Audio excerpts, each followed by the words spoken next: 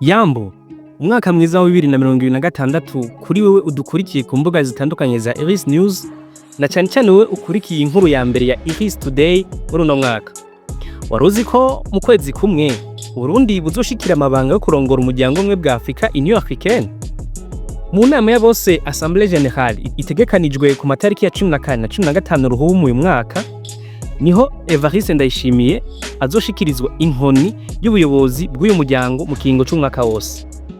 Mu mateka rizohora ubwa mbere Uburundi burongoye uwo muryango kuva ubayeho mu 1963, ariko tutirengagije na gato uruhara bwagize mw'ishingwa ryawo. None Uburundi buriko bwitegura gute ico gikorwa kidasanzwe? Hakenewe iki kugira abarundi bavyaza umusaruro kano karyo? Nivyo tugira tuyageko.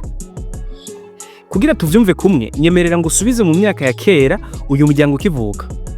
Kuwa 25 Rusama 1963 niho uyu muryango watangujwe icese.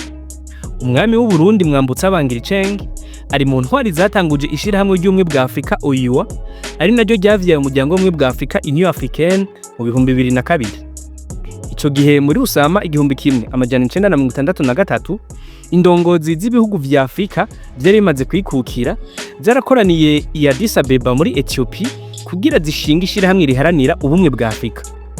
Ethiopia nico gihugu conyene kitigeze kiba mu bukoroni kubera cagwanye n'abataliyano kirabatsinda incuro zibiri zose. Inayo mpamvu arico gihugu catowe ngo cakira iyo nama ya mbere, mbere gica gihabwa icicaro gikuru c'iryo shirahamwe. Umwami w'abami wa Ethiopia Haile Selassie niwe yarongoye iyo nama ya mbere.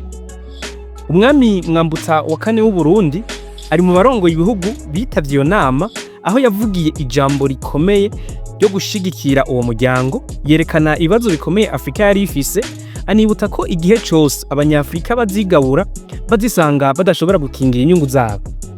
Iri jambo rya Mwambutsa ryari mu rurimi rw'igifaransa ciza cyane, rifise umutwe w'ijambo ugira uti: Une Afrique divisée sera toujours une Afrique dominée. Ugerageje gushira mu Kirundi bigereranywa na Afrika idashize hamwe izokwama ari Afrika iri mu gacinyizo.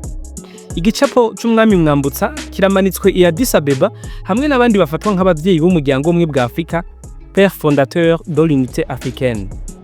Bamwe mu bari barongoye ibihugu n'amareta ya Afrika bashinze ishirahamwe ry'ubumwe bwa Afrika kwa 25 Rusama 1963, barimwo Empereur Haile Selassie wa mbere wa Ethiopia, Kwame Nkrumah wa Ghana, Léopold Sédar Senghor wa Senegal, Muktar Dada wa Mauritanie, Modibo Keïta wa Mali, Ahmed Sékou Touré wa Guinée Conakry, Félix Houphouët-Boigny wa Côte d'Ivoire, Abbé Fulbert Yulu wa Congo Brazzaville, Joseph Kasavubu wa Congo Leopoldville uyu munsi yitwa RDC, Julius Nyerere wa Tanganyika ubu ari Tanzania, Grégoire Kayibanda w'u Rwanda n'abandi kuko bose hamwe bari 31.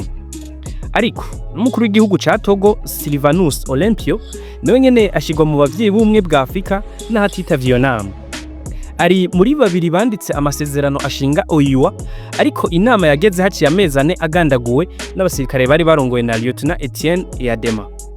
Ubu uyu muryango ugizwe n'ibihugu 55 vya Afrika, uhereye mu buraruko muri Algeria, ugaca mu ihembe rya Afrika muri Somalia, ugashika mu mutima wayo mu Burundi, werekeza mu manuko muri za Botswana na Afrika y'Epfo. Prezida Ndayishimiye aramutswa Uburundi, azokorera mu ngata Joao Lourenço wa Angola yahora arongoye umuryango kuva muri Ruhuhuma umwaka wa 2025. Gushika ubu yarasanzwe ari mu bibanza bidasanzwe by'uburongozi bw'uwo muryango. Hambavu yo kuba icegera ca mbere c'umukuru w'umuryango, Prezida Ndayishimiye niwe yari intumwa idasanzwe ya Union Africaine mu bihugu vy'akarere ka Sahel kuva muri Mukakaro 2025. Yarafise igikorwa kidasanzwe cyo gufasha gutorera inyishu ibibazo vy'umutekano muke urangwa muri ako karere kagwiriyemwe imihari iterabwoba, cyane cyane mu bihugu vya Mali, Burkina Faso, Nigeria n'ahandi. Impande y'ivyo bikorwa vya politiki, Ndayishimiye asanzwe yaremejwe n'uwo muryango nk'imboneza yo gwaruka rwa Afrika, champion de l'agenda jeunesse, paix et sécurité. Imyiteguro yo kurongora umuryango rero yakajijwe. Ambasaderi w'Uburundi mu ishirahamwe ry'ubumwe bwa Afrika Wari Nyamitwe yarabonanye na Mohamed Ali Yusuf arongoye komisiyo y'ubumwe bwa Afrika kwa 9/0 uyu mwaka.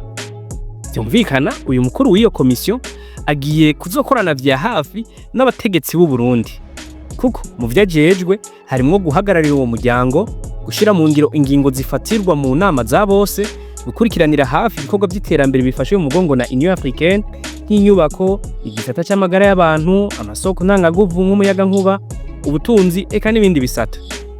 Ubu tuvugana hari n'umugwi wavuye mu Burundi uja gukorera ku cicaro c'uwo muryango i Addis Abeba mu ntumbero yo kuzokurikiranira hafi ibikorwa vy'uwo muryango ugiye kurongorwa n'u Burundi nko gutunganya amanama, gukorana vya hafi n'umukuru wa komisiyo n'ibindi. Muri iyo myiteguro nyene, amanama ku bagwizatunga bo mu Burundi yaratunganijwe kugira bikazanure kuvyaza umusaruro aya mahigwe abonetse ku ncuro ya mbere. Itariki 29 Kigarama muri uwo mwaka tuvuyemwo, umushikiranganji w'imigenderanire y'u Burundi n'amakungu Edouard Bizimana yaragiranye umubonano n'abari mu gisata c'abigenga ngo bamenye aho imyiteguro yo kurongora ubumwe bw'Afrika igeze. Edouard Bizimana yabanje abereka ko Uburundi buca bugenderwa cyane na rirya amanama menshi akomeye y'uwo muryango azobabera hano mu Burundi. Kuri incu ngo Uburundi buzokwakira ingenzi nyinshi cyane gusumba ko vyahora. Uyu mushikiranganji asaba abagwizatunga ko batokwikika mu kiza ngo bace baduza ibiciro haba mu mahoteli canke mu marestaurant. Aha yibutsa ko hari ibihugu yaciyemwo bimwe bimwe ngo iyo bibonye haje ingenzi nyinshi baca barenza urugero ivyo yise mu gifaransa exagération. Nyabuna ngo naho boduza bo kwirinda kurenza kugira ishusho yabo hamwe n'igihugu muri rusangi nitosekara. Uburundi bufise vyinshi kandi vyiza vyocuruzwa haba mu Burundi eka no kw'isoko mpuzamakungu. Aha Edouard Bizimana asaba abagwizatunga kwitegura neza ngo bazotange service nziza ku bazoba babituye mu gutunganya ibibanza n'ibidandazwa vyabo. Uyu mushikiranganji atanga uburorero ati: uhereye ku kiyaga Tanganyika agasumuka Mwaro ukaja Source du Nil n'ahandi, ni vyinshi Uburundi bwo kungukiramo. Eka n'ivyamwa n'ifungurwa vyo mu Burundi navyo ngo birahambaye. Ni bimwe mu vyamwa biryoshe kw'isi kandi atakanenge bifise. Aha ntiherengagijwe ubutunzi bukomoka mu kiyaga Tanganyika nk'indagara zemewe kw'isi yose, imikeke n'ibikomoka mu mitumba nk'icayi, ikawa, amavoka n'ibindi. Abagwizatunga bishura ijambo rimwe kandi rihumuriza bati: turahari kandi turiteguye. Olivier Suguru arongo ihuriro ry'abadandaza n'abagwizatunga b'u Burundi yavuze ko atabwoba buhari kuko ngo babimenyereye. Uyu mugwizatunga avuga ko uko bitwaye mu myaka 5 iheze bahigiye bitari bike.